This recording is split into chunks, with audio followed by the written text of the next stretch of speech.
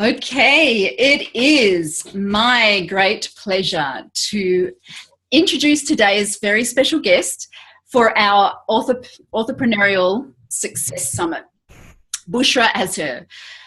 Only if you have been hiding under a rock and writing your fingers to the bone would you have not heard about the revolution that is Miss Azher. She teaches tiny businesses how to make big bucks using the psychology of persuasion. And Bushra started her one-woman persuasion revolution just over 2 years ago in her closet, the polka-dotted closet in Saudi Arabia. And here she is. 2 years later, she's gone from 0 connections and sub-zero sales to over $1 million in sales. And look, she's still in that closet. I love that. One of the amazing facts we're going to find out about Bushra is that she now has over 23,000 people on her email list, and 4,000 of them are buyers, actually over 4,000. So that, if you do a little bit of maths in your head, is a 20% conversion rate. And that's when the industry standard is about 5%. So that, ladies and gentlemen, is the power of persuasion. And she's here today to spill the beans, the bacon and the burritos on persuasion. Welcome, Bushra. Thank you so much, Kylie. I'm so thrilled to be here. And oh, you said such nice things about me. We should do this more often because I don't really hear all these nice things about me. So thank you so much. I'm so pleased to be here. Absolutely. Well, look, can I just say that as one of the most productive people that I know, and we will get to that later, but how really, truly, truly honoured I am that you've taken the time to be here with us. And I really appreciate that generosity. I think giving, one of the most precious commodities that you have, your time, is just, incredibly generous. So, I truly thank you for that. Thank you. But time isn't that. My time isn't that. Trust me, I don't have anything else to do. I don't have friends, no social circle, nowhere to go. I just wear these nice shirts to meet people on the internet. So I know the feeling. Thank you. Okay, but anyway, look, enough of the niceness, because I have got a ton of really sticky, really tricky questions, and we're going to be like pulling open your head and poking around in your brains. So I hope you're ready. Exciting. Okay, so non-white, non-male, non-American, non-Christian, non-politically correct, you break every rule in the book. How have you turned what many might see as a disadvantage into your greatest asset? Oh my God, I didn't know this was such a good question. Okay, oh my God, you're such a bookworm. That's such a great question. And I'm like, okay, what do I say? So first of all, I think the acknowledgement that this was a disadvantage. So I did not start anything online for a really long time precisely because of this. I'm not white enough. I'm not thin enough. I'm not pretty enough. I have a really weird accent. So all of those things that stopped me for a really long time. And even when I did start, I did not put myself out there. So those of you who have known me since my very beginning, if you see my videos or trainings, there were no videos. I tried to just do PDFs because I was really conscious of the way I spoke, of the accent. And even though I knew that my English, the language itself, I don't have an issue with, but I knew that I had an accent, and I live in a country where no one knows. The only probably thing that they know people do online is pornography, which is definitely not the kind of thing that I was going for. So I think the first thing was this admission to myself that I am at a disadvantage. So and I can't say, I wish I could say, oh, one day I woke up and I decided to do it. Like people say, do it. Even if you're fearful, just go ahead and do it. But it's not that easy. It does not come. It does not come naturally to most people. It didn't come naturally to me, even though I thought of myself as a really bold person. So my initial videos that were out there, they were mostly, I was not on camera. I was not on camera. Those were slideshows with a voiceover, and even the voice. I have to share one of those snippets with you. They do not sound like me at all. Really? I look like this subdued, drugged, half asleep person who's watching every word because she's so scared of being judged. Yes. And only when people validated my content, validated my brain, was I able to bring my personality. Because without that validation, without people telling me, oh, your content is awesome, or your blog is awesome, or your opt-in freebie is awesome, if they had not validated my brain, I would not have had the courage to bring my whole personality into my business. Wow. So that's how it started. Now I'm at a point, and now I'm at this point where I look like I have a, I don't give a fuck kind of approach. But the reality is I do. I come from a culture where women don't curse at all. I come from a culture where, women are really proper. So for me to be doing all of the things that I'm doing it's still a battle every single day. I need to tell myself, it's okay, Bushra, you're almost 40. It's okay. You are one, so it's okay. Don't worry. But it's still hard. It is still hard every single day. And it is an uphill battle, but Wow. Amazing kudos to you to be, fighting that battle and giving of yourself like you do. I think it's really interesting what you said about being judged, because as authors, I think we relate to that when you hit publish. And I have worked with a lot of authors who don't publish for that reason. It's the equivalent of you just putting out the PDFs and not putting, your face or your voice or whatever. It's the judgment. You put yourself out there for the world and everyone's looking at you now and saying, oh, is that all you got? So totally relate to that. Wow. And if you do well, then you're judged for wrong reasons. If you don't do well, you're judged for wrong reasons, but you will be judged regardless. That's the problem. That's the problem with human beings. When we look at someone who's better than us, or someone who's, even if they're not better than us, someone who's just taken the first step, has shown courage to do something, we will judge them. Yeah. We will always judge them. Even some people do it verbally, some people do it silently, but they will judge you anyway. You do it, you don't do it, so might as well just do it. Just do it, yeah. Absolutely. Absolutely. Fuck them. That's it. Do it. Exactly. I love it. It's inspiring. I have to say it really is inspiring. And it'd be interesting for you to share that story about maybe how difficult it was, because I'm very surprised to hear that. It's certainly not how you come across this life of the party. My God. Okay. Persuasion. Why persuasion? What was the attraction? And maybe give us your definition of persuasion. So the way I look at persuasion is, and it's kind of different from the way people approach it. So when people look at persuasion or they talk about persuasion, the reason it's such a dirty word for most people is because they think that it is something that one person does to another. It is as if one person is forcing herself upon the other person. That's how they see it, right? You don't want your thing and you're forcing them to buy, or you're forcing them, or you're manipulating them. But the reality is that persuasion isn't something that one person does to the other person. It's something that a person does to herself in response to the stimulus that she is exposed to.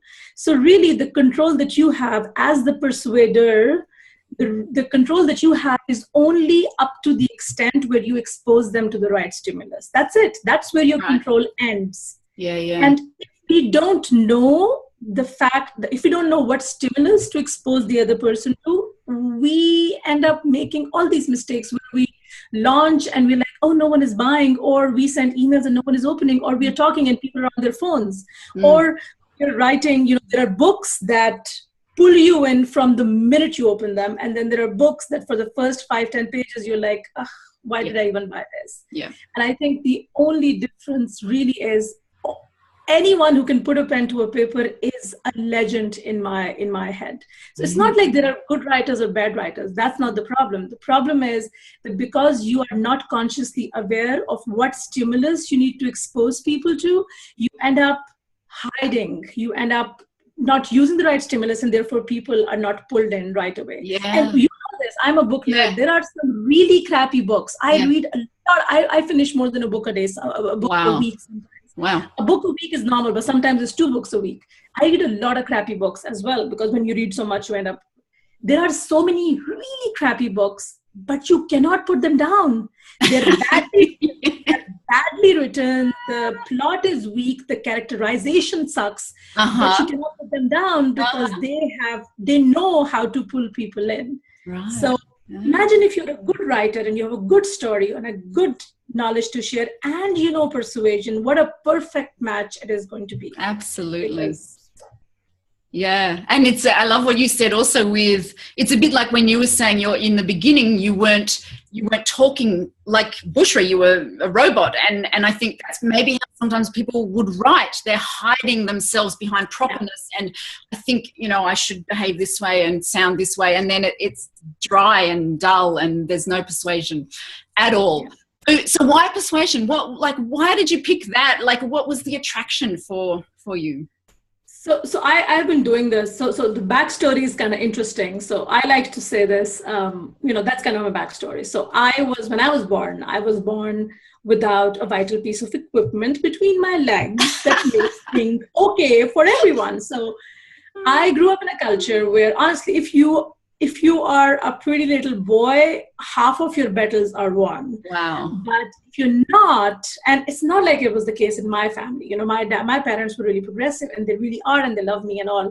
But still, I'm growing up in a culture and in an extended family that really puts a lot of, way too much prestige on having a boy. And when you're a girl and you're a strong-headed girl, you have ideas and you have opinions and you want to share those, but then you realize that when you share those, people don't really respond to them the way they would respond to if this was coming from a boy. So from an early age, I kind of started, and I think it's not just our culture. I think it works in every place. You know, most cultures are hostile towards women. Let's just accept it. Some cultures are more hostile, some cultures are less hostile. But if you are a little girl growing up in any culture and you have opinions and ideas to share, I think subconsciously you start knowing how to frame your argument so you get a yes.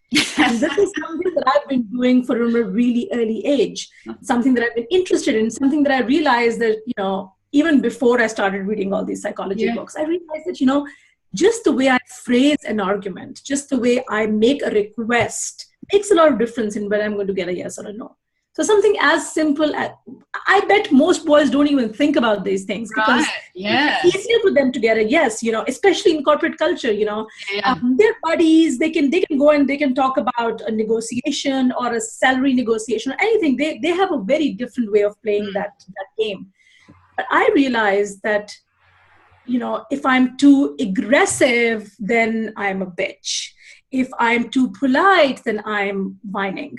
You know, so that's that balance of how to craft your argument so you actually get a yes. How to craft your sentence, how to write an email so it does not come across as you know, confrontational, but it also does not make me look weak, and actually get a yes. So this is something that I've been doing for a really long time. And then when I got into consulting, I started training my associate consultants on how to pitch and how to negotiate when we go to close contracts. So that's something that I've been doing for a really long time. No psychology degree, no psychology background, but something that it's a lifelong passion. So when I decided to start my online business, I made a list of things that I was good at. And this was one of the things that I was really good at. And I tested out 9 ideas. This one won, and that's why I'm here.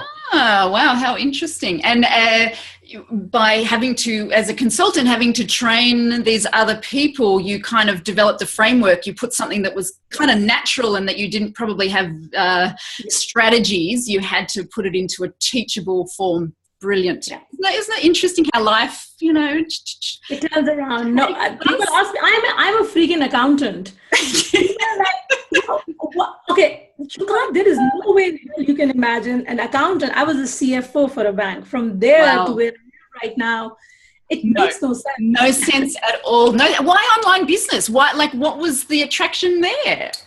Yeah, why would you even do something? That was crazy. I started it as kind of a personal bet with myself because I saw all of those people who were claiming, oh, you can make $1 million. Oh, you can. And I was like, you know, are they BSing or is there some truth to that? So it really started as an experiment. In my heart of hearts, I wanted to succeed because I thought, okay, imagine having a business you can run from your closet, that you can take on vacations, that you can, you know, You can do whatever you want. You can sleep in and the business runs. Yeah. In my heart of hearts, I wanted them to, those people who told me, the gurus, the purus, I was hoping they were true, but Yeah.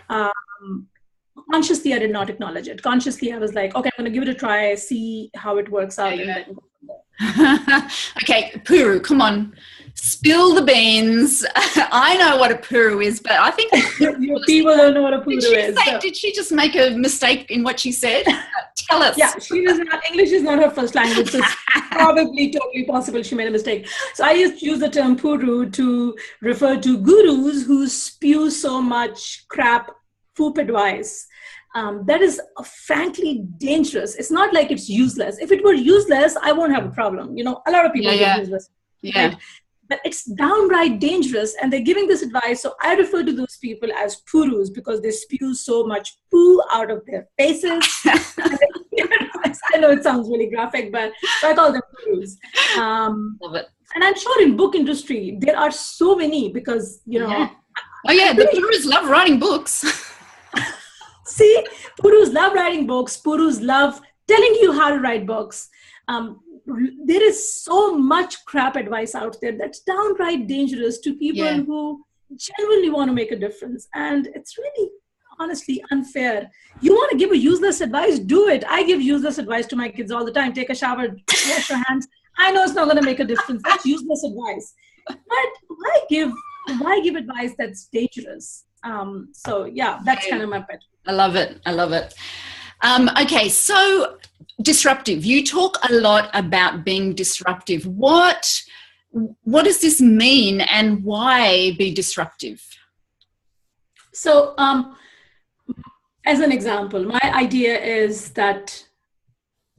idea behind disruption is that if you were on the internet or writing a book or doing anything that we do online, if you were doing it 10 years ago, you probably have, even if you do something mediocre, you package it well, it would sell because there wasn't all this noise on the internet. Mm-hmm. Now, unfortunately, there is so much noise on the internet that really your best bet to get noted, best bet to actually do anything on the internet is to get attention. Yep. You know, that's the absolute first thing. If you don't have the attention, then nothing else happens after that. So the best way to get attention, to get someone's attention, it's like when you're talking to your kids. So there are two ways to do this. I'll just say, hey, hello, hi, excuse me. And they're like, oh, you know, they want to. But if you know, the way, you know how to make your kids listen. And it is always something that disrupts their existing pattern of thought, right? Their existing pattern, whatever they're doing. You need to disrupt it, otherwise you don't get attention. So really from getting attention on the internet, the best way to do is to get disruptive. Uh-huh. And when I say disruptive, I don't necessarily mean, you know, take off your clothes or, you know, post. That's not disruptive. That's actually not disruptive. Actually, that's not disruptive at all. Exactly. Unfortunately, that's kind of the norm. So maybe, you know, put on a little bit more clothes than you normally. But by disruptive, I don't mean that you have to be, you know, you have to be weird or you have to do something that is so obnoxious that people are like, what the hell is going on? Mm. Disruption varies from industry to industry. So if your industry is, for example, depends on what industry you're in. Some industries, really, all you need to do in order to be disruptive is do something that no one in your industry is doing. It could be anything. Use a phrase. So I like to say this, in order to be disruptive, figure out what the norm in your industry is and then do the opposite. Yeah. That's really the bottom line. Figure out the norm and do the opposite. Yeah. So the phrases, the language, the style that they're using. So for example, I once worked with a client. She is an organic health, organic makeup industry, right? So she was using phrases like skin, wrinkle-free, silky skin. Everyone using the exact same phrases. Yeah. So I told her, I was like, you know, just think of, you want to get the same message across. You want them to think of, you know, silky skin and I don't know, but think of a different way to say it. Don't just use the same words over and over again because they people zone out, you know, glowing skin, radiant skin, silky skin. Everyone is using the same words and phrases. So even if I were to tie it back to, for example, book titles, when you're writing a book, and you, especially if you're in a crowded industry and you really want to get people to notice you, then what is, if everyone in your industry is, for example, business books, everyone is talking about growth, marketing, those are the words that people are typically using. Yeah. What words can you use? What titles you can use? What book covers can you plan that absolutely have, not the same thing? So as an example, I'll give you the example of the most recent book, Mama Gina's book that came out. The book is called Pussy, right? Now there are in the sex and not erotica, but sex industry, not sex industry as in sexual education industry. There are so many books that are all about, unleash your passion. Right. Those are the kind of words, right? She comes out with a book that's called Pussy. Yeah. Now that is fucking disruptive. Yes. Because everyone is like, oh my God. Same goal. And then the other extreme example is 50 Shades of Grey. So 50 Shades of Grey came out. It was erotica, right? The book genre is erotica. Everyone has the book covers are all about erotic, women. And it comes out with a book cover that doesn't even look like erotica. Yeah. Right? Yeah. There's no way in hell you can look at that book and think, oh, the book has, and it has this crazy, high level erotica, but you can't tell. Right? It's safe to read. It's safe to read in public. And it's safe to read in public, and it is disruptive. Yep. Right? So both are these extreme examples. So whatever your norm in your industry is, just figure out the norm and then do the exact opposite. Beautiful. Beautiful. Actually, I saw you doing something very disruptive, and I'm really impressed. If you can disrupt and get the attention of your children, who are how old? 6 and 8. 6 and 8. I mean, if you can do that, like, you really are the queen of persuasion. That's all I can say. Oh my God. But I saw you doing something that it was a game with boiled eggs and raw eggs and Tabasco. Yeah. Your children. Oh my God. You would have their undivided attention. I don't know, after that, they would listen to anything that Mum said, right? Yeah, I think in my house, craziness is the norm. So the only sane person in my house is my husband. So in our case, that's an interesting book. But in our household, they listen more to my husband because he's the only one who's sane. That's the disruption. That's the disruption. So in my house, craziness is the norm. So because he's so sane, he would tell them once in a really nice, gentle voice, and they would do it. Oh my God. And I would be dancing the Macarena and they won't listen to me because that's the norm. Could be a mom-dad thing too. I don't know. Yeah, could be. Yeah. But then again, no, I think there is that element too, because I'm always doing, I'm always asking, I'm really in your face, but he's not. He's the exact. And my kids both have my kind of personality. So it's three against one. The norm in my house is loud, active, pumping, dancing. And then there is my husband who's gentle and nice and pleasant. Oh, that's amazing. Hey, maybe you need to switch it up and do ask your kids in. Too much energy. That requires too much energy. To be gentle, too much energy. Too much energy. There you go. That's the irony, isn't it? Oh my God.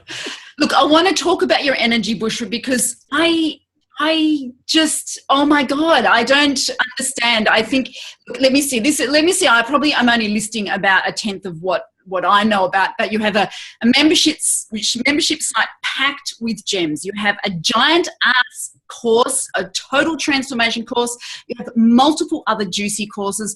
You have a brand new action-packed podcast, which you seem to do, there seems to be a new episode almost every day, practically daily Facebook Lives, and all out, no holds barred, massive online product launch almost every 2 months, as far as I can see. You have 3 Facebook groups in which you are very active. You do guest appearances at summits like this one. You have a live masterclass coming up in Madrid. Oh my God, I'm so jealous I'm not there. But anyway, you have multiple live webinars. You just finished. This is coming off the back of 6 webinars in a row. 1, 2, 3, 4, 5, 6 in a row. Each one an hour at least long, packed with amazing things. You've given keynote lectures at events, interviews with nobodies like me. You're a mother of two, a wife of one, and you cook every day. I've heard you say you take your kids to school and pick them up, and you have no freaking team. Oh my God, Bushra, do you have a twin? Okay, that's the thing. I don't have a team, but I have, and I always kind of, brace. I think it's a good time to break the superwoman myth. Oh, okay. So I don't lift a finger in my house. And I look at mothers who have to do, I don't. I promise my husband is better at picking up after him. I literally take off my clothes, and that's, I have to tell you, I take off my pants and I walk out of my pants. They're there in like two piles. I don't do anything in my house. Okay, so you have a housekeeper, darling. I have a full-time housekeeper who knows all of my shit. Yeah. And then not just the fact that I have a full-time housekeeper, but also I don't care about these things. My house is a mess most of the times. I'm not house proud. Someone comes into my house, I lose my shit because it looks like shit all the time. I'm despite the fact that I have a housekeeper. So to be honest, these are not my if I turn the camera right now and I showed you the mess that I'm sitting in right now, you would not believe me. So even though, yes, I get to do a lot of this, but then I don't do anything, and I don't have a social circle. I don't go out. I don't meet anyone. Literally, the last time I stepped out of the house to meet anyone was, I don't know, 2 or 3 months ago. Yeah. I don't. So I literally, all the time that I have is for this, for what I do. It's still very productive. Even with that, I'm still going to give it to you, Bushra. Even with no housework and everything, you still have, 2 demanding children who we all know how much time they take. My God. They're in school 6 hours a day. Well, this is true. This is true. But I want to know, okay, we want your productivity tips. Please, please, please. Do you have a schedule? Have you got any tips? Have you, what? Obviously, you are outrageously productive, even given that you don't do housework. What is your secret? So no secret, but I'm going to share with you 2 or 3 tips that I use in order to make it. So first tip is, and I don't even know where I picked it up from, probably some random productivity. Guru? Puru. No, it wasn't a Puru. Because it made sense and I started implementing it. So I call it the touch it once strategy, which means that I implement it everywhere. So if, for example, I am going to take some time to write a really long, thorough comment on Facebook for someone, right? I'm not just going to leave it as a comment. I'm going to copy it. I'm going to paste it in a document so I can use it for future reference. Okay. If I'm going to open an email, then I cannot close that email without replying to that email. And touch it once, right? So every single thing. If I'm going to copy an article and I plan to read it, then I'm going to do more with just reading it. So I'm going to copy it, I'm going to read it, and then I'm going to share it somewhere, and I'm going to put it in my Skype file so I can use it later. So every time I touch something, I make sure that it counts. So people are like, oh my God, you're so present in your Facebook groups, or you have so much content to share. Just by copy and pasting the stuff that I do on Facebook, I have a document that has 30,000 words. Wow. Of just stuff that I posted on someone's thread like 2 years ago. Yeah. But most people, what they do is, and that's again, it's touch it once and it's reusing. So everything that I do, I constantly reuse it. There is no way in hell that I would do one thing, and that applies to cooking. If I'm going to cook one meal, trust me, it's going to branch off into more meals. There is no way I'm just going to do it once and go with it. Love it. So touch it once works beautifully for me. Because again, I realized what happened was if I open the emails or if I open it, it's constantly on my head, oh my God, I need to. So if I'm going to I will not open it if I don't have the time to answer it. I will only open it when I have the time to answer it. Sometimes things slip through the cracks. Yes, it happens, but at least it keeps me sane. I know if I'm going to open it, then I'm going to, I am going to reply to it. The other thing that I do is I split my day not by tasks. I split my day by themes. So I have a to-do list, but my to-do list is, I subdivide my to-do list in themes. So for example, if my to-do list has 20 items and 5 of those items require me to write, I will do all the writing in one batch. So I divide my day by themes. So from 9 to 10, I'm going to do all writing. No editing, just writing. From 10 to 11, I'm going to do research. From 11 to 12, I'm going to do, reply to emails, for example. But what that does is, when we move from tasks to tasks, our brain, it's hard on the the cognitive ability of the brain, because you keep moving from task to task. Now you're writing, now you're editing, now you're constantly. But if you divide it by themes, then in one theme, you're in the groove. If you're writing, then you're just writing. So it helps. You don't need to change gears constantly. So if I'm going to be, for example, like to give you an idea, for sold out launch, for example, if I'm going to sit down and I will probably set aside 3 hours and I will knock out the landing page copy for all webinars for sold out launch in one go. It's not like I'm going to be, so that's the other approach could be, let me plan for the webinar on 14th. I'm going to do the copy, and then I'm going to do the ads, then I'm going to put it on lead pages. I'm constantly changing gears. I might as well do all landing page copy in one go, have another 2 hours, do all landing page design in one go, have another 3 hours, do all Facebook ads in one go. So what you're literally doing is you're making it easier for your brain to do those tasks. Yes, right? I get that. Really works well for me. Yeah, that's brilliant. I love it. And I like the touch once. That's amazing. It's definitely such a time waste doing this sort of thing. I can really relate to it. How much time do you spend on your business each week? All the time. Yeah. I spend all my time on my business. Which means that it is from 9 to 2 nonstop, no breaks. Then I need to go pick up my kids, and then they come back. Once they're back in the house, I probably spend an hour. And then, so in total, I would say 5 to 6 hours. But when I'm launching, then sometimes probably I'll get another hour during the end of the day. So about 7-8 hours a day. Yes. Beautiful. Okay. And you love it, obviously, right? I love it. I love it. I don't have anything. It does not feel like work. Sometimes I get, because again, now I'm in the process of hiring a team. So because I'm a control freak, that's kind of stressing me out a little bit, that I'm bringing a new person and I can't be responsible for another human being. So that kind of stresses me out, but I'm getting over it. Oh my gosh. Okay. So, all right, you've mentioned landing pages. We've got a question from Barry here. What is the best structure for a landing page? So 4 things. Your landing page should be answering 4 things. This is what I have. This is why you should get it. This is why you should get it from me. And this is why you should get it now. That's it. Beautiful. That's it. And you can answer it in any format.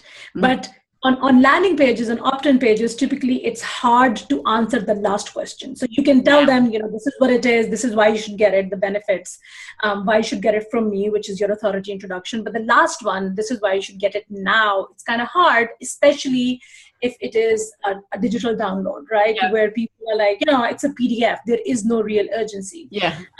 And my tip on doing that, making sure people act, even if it's a digital download, is to work on their need for instant gratification. So even though human beings don't, they may not consciously acknowledge it, we want things and we want them right now. So what I would do is I would not just say, click the button to download. I would actually put and I used to put this line on every landing page, and I've stopped because now I do webinars which naturally have a sense of urgency. So I used to put this line on saying something, by clicking this button, you'll be able to get, whatever, which will allow you to, in the next 30 minutes, it will allow you to do a certain thing. Right? Or in the next 30 minutes, this is how it will change your life. In the next 30 minutes, this is how it will change your mindset, or they'll give you something. So when people frame it in that context, 30 minutes or 10 minutes or 15 minutes, there's this need for instant gratification. I need to get it. So that's just my tip for opt-in pages and pages. Yeah, I like it. Okay, so back to persuasion. What about if someone is an introvert? So we have a question from Heidi. She wants to know, how do you become persuasive if you're a bit more of an introvert? I am an extroverted introvert in the sense that I don't like people at all. Yeah. At all. So I think I'm in a good position to say this.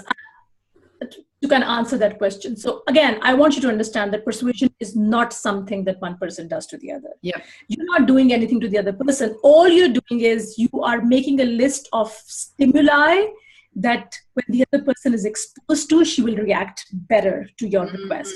Mm-hmm. Now, when you expose them to that stimuli, that's all you need to know. What are the things? What are the specific psychological tics that will make the other person say yes? Have a list of those ready. Use them in your copy. Use them in your book cover. Use them in your book blurb. Use them in every point where that person is, we like to call it any point of contact. Yeah. So it should be on your author bio. It should be on your book cover. It should be in your image. It should be in your blurb. It should be on your landing pages. You don't have to be there. Your stimulus needs to be there. The right stimulus needs to be there. You don't even have to be there. When I started, honestly, I was nowhere. There was literally just one really tiny picture of me smiling like a really decent 20-year-old girl.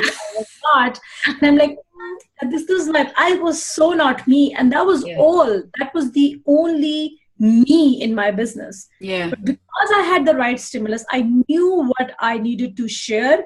Even if I'm not there, it worked. Yeah. Beautiful. Okay. So persuasive words, phrases, is there, anything in particular, or is it really take each case as it comes? So I have something on my website called the 380 high emotion words. Now, the only reason I would refer you to that blog post is because you will be able to understand that if you want to evoke a certain emotion, what word you should be using. Now, for example, if you want to evoke desire, most people would use the word awesome, which is such a killer because it is so overused. It does not evoke desire. It evokes nothing.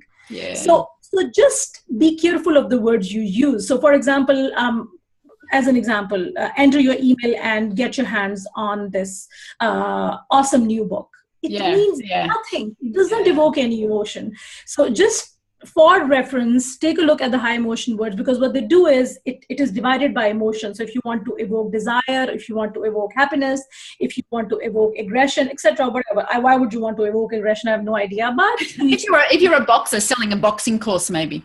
Yes, maybe. So those words would actually allow you to do that better. And again, words is just one of the many things that qualify as a stimulus. But sometimes you need to also know that your reader or whatever your potential customer is, you need to know what kind of image they respond to better, right? What kind of image evokes power, or do they want power or do they want compassion, right? You need to know what your reader wants so you can give it to them. Words, images, phrases, even the way you dress. Those are, again, all of those things that give the stimulus that they want, what they want to see. Beautiful. Love it. So what about things like body language, that kind of stuff? Would that come into it? Oh, have you seen my body language? Okay. So now I'm going to talk more about the kind of offline communication. So when we were in consulting, obviously, you do understand. So I remember I used to make fun of this, that every time we would go on I'm a sneakers kind of person, but every time we had to go for a big pitch, or I would always wear heels. And they're like, why are you wearing heels? I was like, just because, I feel taller and I feel more confident. And when you feel more confident, it shows in the way you present. So that's the only, so it absolutely does matter. It also matters. So to give you an example, for example, if you are a writer who's writing about women empowerment, for example, or the power of the feminine, or, you're talking about being a badass woman, for example, but then your author bio or your picture, or it's about, in the middle of the flowers, and then you're like, this dreamy picture. It does not jibe. It does not jibe well with the message that you're going for, and vice versa. So as an example, what I have seen a lot is that, for example, let's talk about body language in headshots. Mm-hmm. So every single headshot that I see of people out there, they have the power pose going, right? They're standing and they have the hands on their hips, and everyone just has to get those pictures. And I'm not against those pictures. I got those pictures too. But for some people, they don't. The power pose, they call it, the photographers call it the power pose, right? If you're constantly using those power pose images for every single thing that you're doing, then you're building a brand. You're associating your brand. So if you are in, for example, psychic coach or some kind of a woo-woo business, then that power pose image, it creates dissonance, right? Yes. It creates cognitive dissonance, because you're like, okay, what is the message and what is the image? So there would always be a disconnect. You don't want a disconnect. You want a coherence. Yes. So I know, for example, that there are still now, I did a photo shoot recently, there are images that she took and they're beautiful and I look like a bloody rock star, but they're not on brand, because I am very, they're so sweet, and maybe there's a side to me that's sweet. And I told her, my photographer was brilliant. And I told her, I was like, my husband would love these pictures and I would love these pictures, but I don't think I'm using it. She was like, I know you would probably be using the high energy ones, but these are still great pictures. And she's right. Yeah. So just be careful of not creating this cognitive dissonance, not creating this, people are like, oh, what exactly, what is she saying? What does she mean? And she looks something completely different. So just to... For sure. Yeah, that makes sense. Definitely. Okay. Now, buyers, not just freebie hunters. I would love to know what your strategy is for creating that list of buyers that you're obviously so famous for. Your people are converting like crazy. So two things really. Obviously, the strategy itself, it's huge, but I'm just going to give you two really valuable things. First of all, and I'm going to try to kind of tie it back to the book industry. So, for example, in the book industry, what I've seen is that one of the lead generation strategies that people have is that they would give a free chapter, right? They would give away a free chapter of the book. Yeah, now, I'm not against giving away a free chapter. I think that's absolutely okay. But you need to be careful of what free chapter you give away.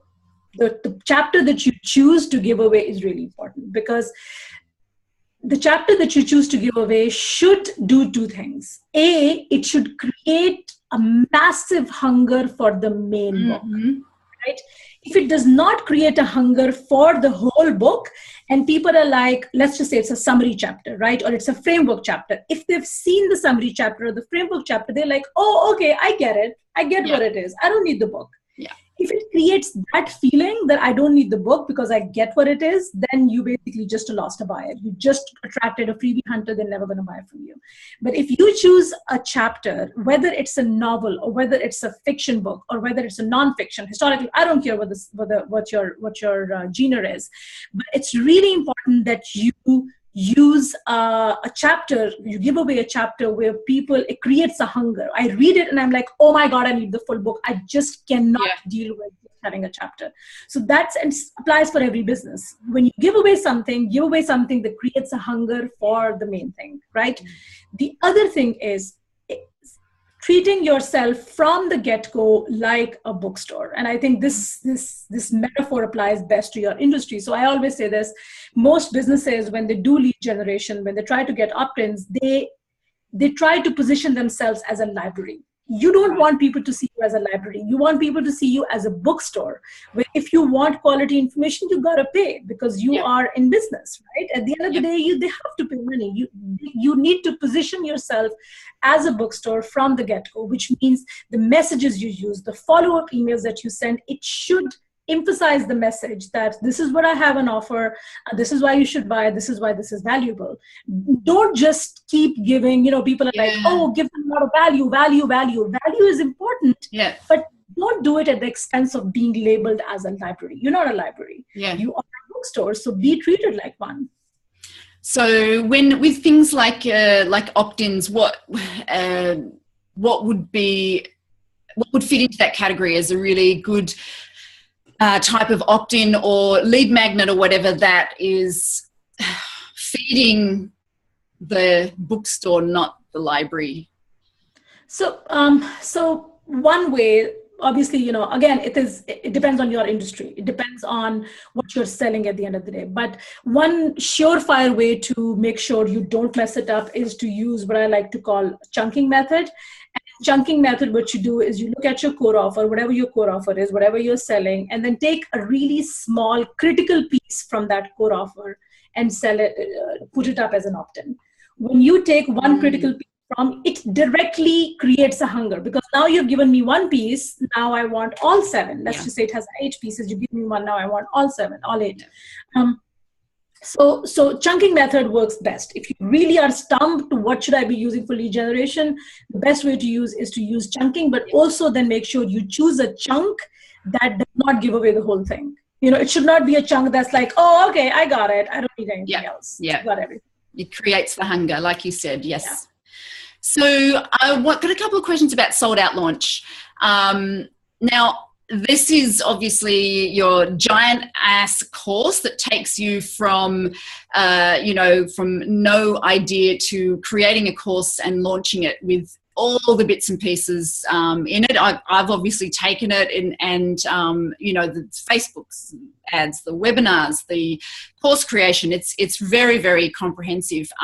So I heard a rumor, or I must have heard you say it somewhere, like from idea to execution, how long did it take you to create that course? It took me under 2 months. I crystallized the idea end April. I was on vacation in South Africa. I came back. I thought about it while I was on vacation. I came back, crystallized it. And then May, 1 full month, we worked on it. And actually not even 2 months. I think it took me less than 2 months because, I would say about 5-6 weeks, because 22nd of May was when I started my pre-launch. Yeah, so I would say 25th of April was when I crystallized the idea. 22nd of May was when I did my pre-launch. So in 1 month, and then I opened the cart in another 2 weeks. Yeah. So yeah, it didn't take me a really long time. Amazing. What was your biggest challenge around that? Working with others, because there were a lot of faculty members, and not everyone has the same work ethic as you. Not everyone has the same standards as you. So kind of working around that. And also I don't like people. So there was that part as well. Dealing with people, like, why do I have to do a call? Why can't we just email? Oh, sweetie. That was probably the hardest It makes me appreciate the time you're spending with me even more. What was the best bit, Bushra, of your Sold Out Launch experience? The best bit came after the launch. So the best bit came with the kind of results people are getting and the kind of statistics we have. I have not seen. Again, I'm not trying to toot my own horn, but I tell am. Us. No, I want to hear. Tell us. Yeah. So the kind of so 92% completion rate. 92% completion Holy crap! I did not know that. It's unbelievable. Wow. I went through my stats and I'm like, and okay, it is possible that people looked at that course and then looked at the videos and they watched the videos and maybe they didn't do anything with it. But just the fact that they went through the course, when that people are like, 8% of the people who take online courses, they probably complete. So that was unbelievable. And then here's the kicker, 41% success rate. So 41% success rate is unbelievable for me. It was also the course, incidentally, and I have to share the ugly part with you as well. Yeah. It is also the course that had the highest refund rates. And a lot of people dropped out. And I think the reason that happened was because, and that kind of cleaned up the list too. Because people stayed back. They did it regardless. They did it regardless. It was hard. They were stumped. They were like, oh my God, do I have to do this? Why can't I just do it the easy way? Or why can't I just, but those who actually did stick around, they're like, almost almost half of those people actually got their launches out. Yeah. So that part, it blows and every single person that I've shared these numbers with, they were like, these are unheard of. We've never heard of numbers like this. And I'm like, okay, good to know, because I didn't know. Yeah. When I started, when I take an online course, I literally do like a job. Yeah. Do every worksheet, sometimes multiple times. So I assumed everyone did the same thing, but apparently that's not true. No. So maybe that ignorance actually served me well, because I assumed that everyone would be treating the same way. Like you do. Like I do. So that ignorance actually probably served me well. So yeah, the numbers are. But you put things in place, right? I mean, you were incredibly strategic, I think, in, can you share a couple of your strategies? Because I watch you and I think, you come across as someone who just, I'll just do this, I'll just do that. But I think there's amazing strategy behind everything. And you've obviously shared quite a bit tonight. Yeah. So yes, definitely. When I did Sold Out launch, I had to sit down and do a framework, formalize it. I was doing all of those things subconsciously, but I kind of, sat down. But here's the thing, when I do things impulsively as well, because if I don't do things impulsively, I will not be able to see what works and what doesn't. Okay. If everything is strategic and planned, then you don't leave any option for failure, right? So there are things that I've tried that failed, right? And the good thing about trying new things and failing fast is that you can quickly move on and do more things. So with Sold Out launch, also I tried a few things that did not work. I tried doing a few things that did not work, and I'm going to be sharing those now in the launch in the next few weeks. But for example, I wanted to do a Slack group instead of a Facebook group. That did not work at all. We had issues with invitations. People didn't accept the invitations. Slack didn't let us send more invitations. So there were all these things. So it's not like it was, I wanted to try Slack. It didn't work. I moved over to Facebook. So I'm not afraid of failing. Yes. I'm not afraid of, and I want to fail quickly. Really. I don't want the failure to happen. I want to fail quickly so I can move on and do other things. Yes, exactly. Gosh. Well, look, as a participant of Sold Out launch, it took me, as I think I explained the other day, it was a roller coaster. It was just so much action packed, and I didn't want to stop. I treated it like a job as well. I didn't want to stop because the momentum that was there from yourself, the other faculty members, all the other students was so huge that you wanted to stay with that momentum. And obviously you could step away from it, but I think if you did, you would miss out on that sort of energy, just the excitement and So, incredible experience. And it certainly set me up for a perfect, amazing scalable formula for repeating this and just I feel totally confident and totally like I can I know how to do this now. Before it was not like that, and believe me, I'd taken other courses. I was like I don't know, I'm not confident. Now I'm like, I can do this, I can do it. So you like to hear this, don't you? I know. Oh my goodness. Now look, I've got the last question of the night and the absolute trickiest question. This one is, I don't know, I hesitate to ask you because it really is very, very tricky. And I know you're probably going to hate to answer it, but okay, are you ready? Take a breath. You want a glass of water? Yes, I have a bottle of water. Okay. Okay. What is your favorite food? Oh, that's such a tricky question. Okay, you're right. I'm losing my shit. Okay, I don't know. I just love food. I love food in all forms. I love the idea of food. I wake up in the morning looking forward to breakfast. I have to go to a dinner, which I normally don't do, but if I do want to go to a dinner, I literally start planning what I will eat, in what order, and how it tastes since the morning. So if you ask me to choose one food, that is virtually impossible because I have a food for every category. There is a favorite fruit, there's a favorite chocolate-based dessert, a favorite dough-based dessert, a favorite frozen dessert, come on, you gotta ask a question. Oh my God. You see, I told you that was going to be the one that stumped you, woman. You got me. Thank you. Well, look, where can people find you? Because I think after this, some of those people that were under those rocks writing are now poking their heads up going, who's this Bushra woman? Oh my God, tell me more, show me more. Thank you so much, Kylie. My website is thepersuasionrevolution.com, and I have a free Facebook community. That is my absolute best place, favorite place on Facebook. It's called 60 Second Persuasion. So both of these places, I am there most of the time. I don't have a life. So you can come find me in any of those two places. Oh, fantastic. And I know Sold Out Launch is, it's bubbling up, the second rendition. So, you know, if people are interested in that, this is the moment. It's coming. So exciting. All right, my dear, I am incredibly grateful for you just giving and giving and giving and giving. The giving never stops with you, Bushra, and you have certainly really lived up to that tonight. Thank you so much. Thank you so much, Kylie, for having me. It was such a pleasure, and I'm so glad we could do it before the kids come back from school. I know. Thank you so much. Thank you so much for having me. My absolute pleasure.